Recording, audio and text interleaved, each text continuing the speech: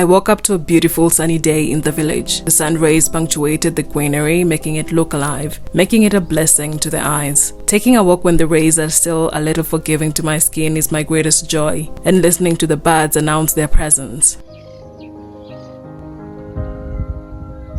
I'm so blessed to wake up to this marvelousness most days, because sometimes it's a total nightmare with fog, rain, and biting cold. The clarity that comes with breathing in the crisp morning air is what fuels my creativity, and I use it to pen my thoughts into a poem or an essay while ingesting vitamin C, and on this day, in the form of supplements. Ever since I was a little girl, supplements were part and parcel of my life, more so the traditional medicine that was bitter, and I would have to drink it in my mother's presence because otherwise I would just pour it into the ground. I hated every ounce of that bitter taste that always lingered, but now, as I've resorted to this made in the factory supplements that most times carry less of the nutrients they claim to have, I realize how traditional medicine was a privilege which has actually become a lost art, and I bet it's one of the reasons why we have unnecessary sufferings in this modern age of civilization. Writing is always draining, and after each session my body calls for something delicious and satiating. For breakfast I like savory meals, and when I can I will have vegetables. On this day I had broccoli and boiled it for a few minutes. I could steam it, but I don't have the patience to steam without a steamer. I have a huge interest in studying nutrition, and from the little I've gathered, eating vegetables fast in every meal is a great way of regulating sugar levels, because a quick sugar spike is bound to lead to a quick crash, which leads to lack of energy and fatigue, which leads to feelings of stress, and it's a whole cacophony of bad feelings throughout the day.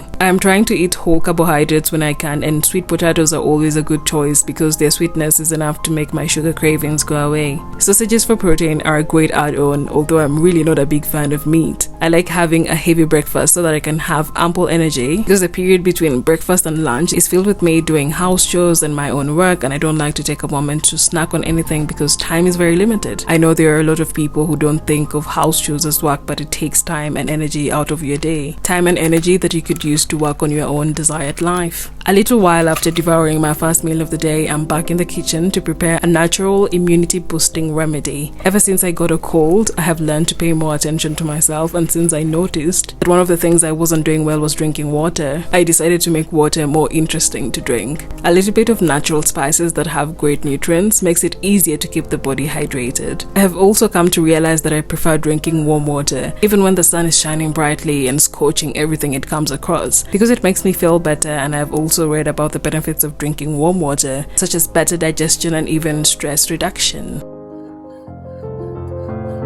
If there's one thing I really don't like is this cod liver oil, but I have to take it because this cold that I have is very adamant, very stubborn. I'm those kinds of people that rarely get sick, but when they get sick, even when you get like just a cold, it might end up killing you because it's just so bad.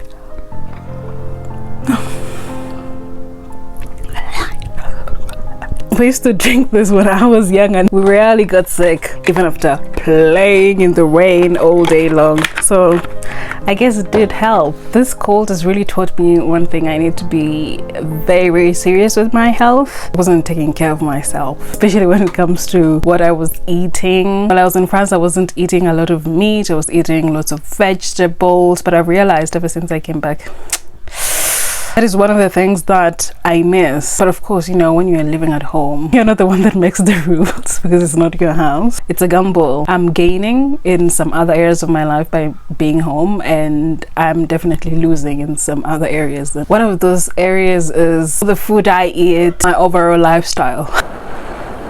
Lately, I've just been making this concoction that is so amazing. Cinnamon, ginger, lemon, turmeric, and a little bit of honey. It's so fantastic. It washes away the smell of the fish oil, the cod liver oil. You know what I kind of like? My voice is getting deeper because of this cold. Instead of drinking fruit juices, packaged fruit juices, I think this is going to be my go-to because it's something that's actually helping my immune system. I've just been replying to the comments on the video that I did about Uppity African. I'm seeing a lot of comments that are talking about, you know, Tyler should be humble. He should go to the school of humility and gratitude. Honestly, I just find it to be a bunch of BS, for lack of a better word, because if you pay attention to when this word humility is always being used, it's when the subject is a woman. Honestly, I just find it so fascinating how people are obsessed with trying to humble other people or tell other people to be humble. The funny thing is that when you are an insecure, people-pleasing person, no one tells you anything about humility. But the moment you start loving yourself, the moment you start being confident about yourself, the moment you start pursuing your own ideas ferociously, that's when people start telling you to be humble. And isn't it because society thrives on people hating themselves? Society doesn't want you to love yourself, and society hates people that love themselves, and especially when you're public about your own self-love. This really makes me think about this act of putting yourself out there, because when I look at how people talk about those of us who are putting our ideas out into the public, behind the scenes people are like, who does she think she is? Why is she embarrassing herself like this? People are so uncomfortable with being seen, and somehow this idea of not being seen is what is being touted as humility. Like playing small, hiding yourself in a box, that is seen as humility in our society. But when you start putting yourself out there and you know you're good at what you're actually doing, or you're not embarrassed of failure, you're told that you're not humble.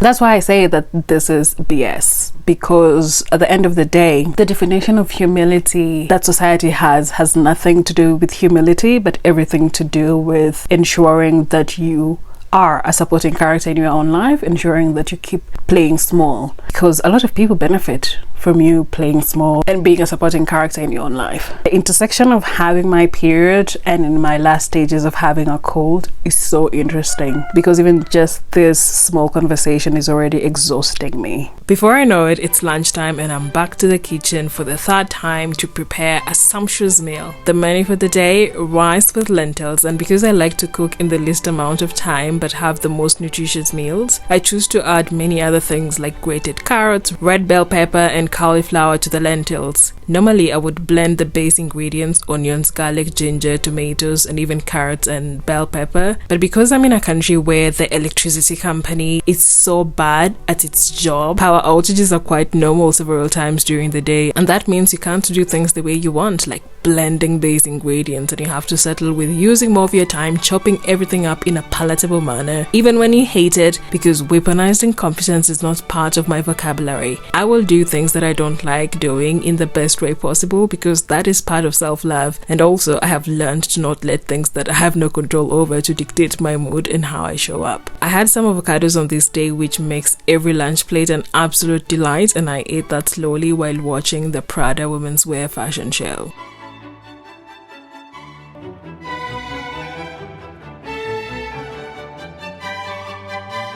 On this day, the sun was so happy and decided to dance along the skies all through the remainder of the jour, and I couldn't miss a moment to watch the cats as they go on about their lives. I see so much of myself in cats because they are independent, they mind their business, and they're also super secretive. I don't understand why as human beings we choose treacherous way of lives that leave us so infuriated with our own existence when we could just live like cats, eat, sleep, play, just like cats. I have been learning German with Duolingo, and one of the most repeated words is Obstsalat in my current chapter. And since I had a couple of fruits, I decided to make an Obstsalat. One of the things I really missed while in France is walking into a street stall to buy fruit salad. It's one of those things I really appreciate about Kenya, because fruits are more delicious, more nutritious, cheaper, and definitely easy to access. While at driving school last year, one of my greatest joys was leaving class and grabbing a tin of fruit salad before embarking on an arduous journey walking to my auntie's place in the scorching city sun, because that was my sorry excuse of an exercise. I actually got the idea of adding hibiscus juice to the fruit salad from the vendor to whom I used to be a loyal customer.